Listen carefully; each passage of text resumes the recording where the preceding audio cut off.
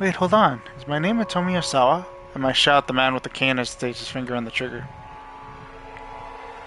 What do you mean by that? The barrel of the gun is still aimed squarely at my head. I mean exactly what I said. Is my name Atomi Osawa? I don't know who I am. You're trying to play games with me. I'm not playing with anyone, I swear. I'm already desperate now. Getting killed is one thing, but who wants to die without even knowing who they are? Tell me, am I Otomi Osawa or not? The man gives me a good hard look. Damn it, I wonder. He continues to steady me along the barrel of the gun. Tell me what you know. It's an order, not a request. What do you know about what? Look, I have amnesia. I quickly summarize what's happened to me since I woke up in that storehouse. The man listens intently, never taking his eyes off me. I see. So that's what's going on then. Once I'm done with my story, the man with the cane sits down on an empty soda crate. Seems he believes me at any rate. That's a relief, if nothing else. So then, am I Otomi Osawa? No. Then who is Otomi Osawa? Is she someone who looks like me? Shut your mouth, the man spits. Just be quiet. His expression is vacant. What am I going to do? He murmurs to himself. If I'm not Otomi Osawa, does that mean you don't have any business with me? Seems so. In that case, can I go? Assassin doesn't answer. He lets his pistol hang limp in his hand, the muzzle dropping to point at the ground. It doesn't look like he wants to kill me anymore, but it doesn't look like he would just let me go quietly either. I'm emotionless, waiting for an opportunity to run away. I need to do something about that gun he has, and then make a run for it. Wait. I'm emotionless, waiting for an opportunity to run away.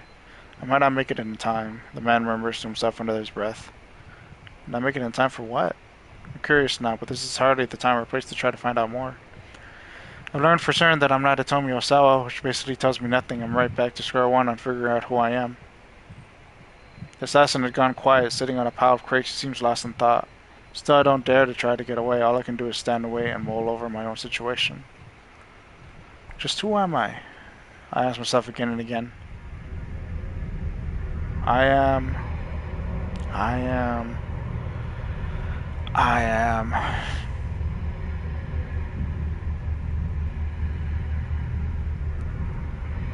No, I have no business with you, the man finally says.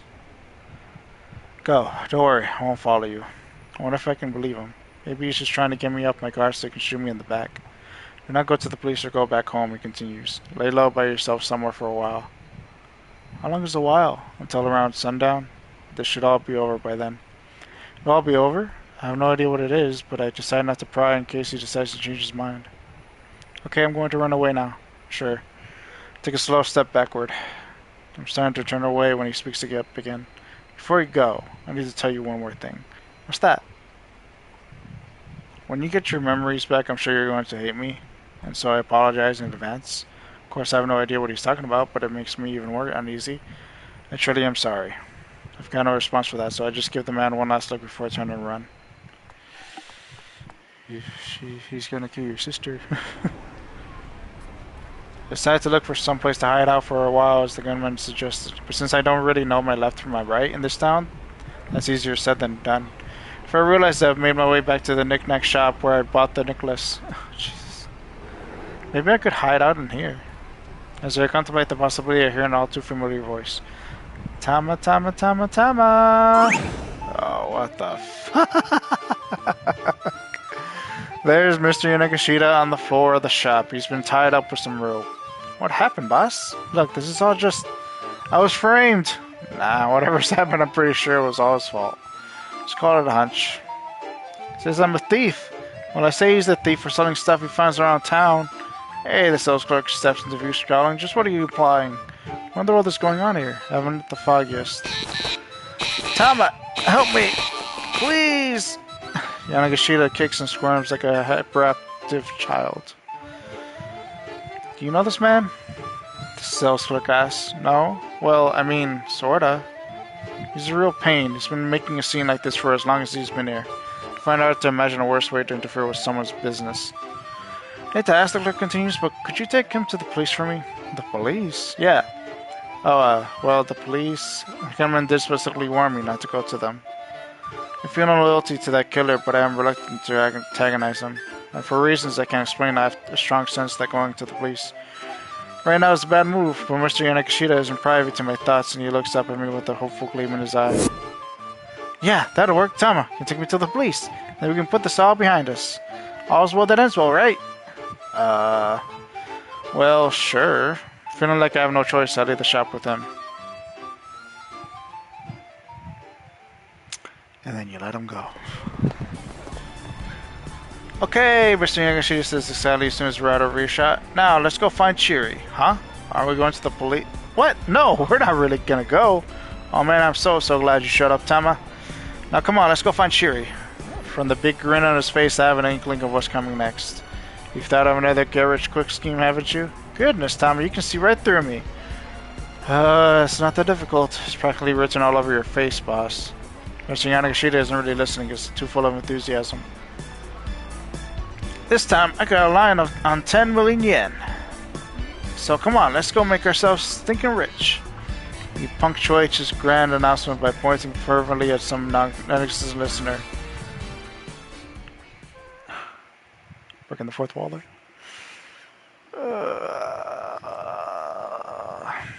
Several weeks later, what the fuck? Iron stomach, a celebration of truly astonishing appetites. And the mighty stomach triumphs over the endless cavalcade. I stand with Chiri on the winner's podium. The cheers and applause are deafening when the master of ceremonies makes the announcement. Chiri is the champion. She laughs with delight as she holds up the trophy that signifies her 10 million yen win. And me? I got runner-up. I wasn't too into the idea at first, but after giving it a shot, I found that professional gluttony kind of grows on you. Even I was surprised by how much I could eat. And I have to admit, I felt kind of good. My memory still doesn't come back, but that doesn't matter anymore. I found myself a new purpose. To steal Chiri's spot on the throne. That right there is now my greatest goal in life. Okay, I'm pretty sure this is a bad end, but it doesn't seem like a bad end. The throne of gluttony. Tama never got her memories back. She ended up starting a new life in the competitive eating circuit, which may not be a horrible fate, but wouldn't it be better if she recovered her old life as Maria? When she was cornered in the alley by the man with the cane, there's someone who could have turned up and helped her out. Yanagashita? But he can't do that if he ends up getting tied up at the knick-knack shop.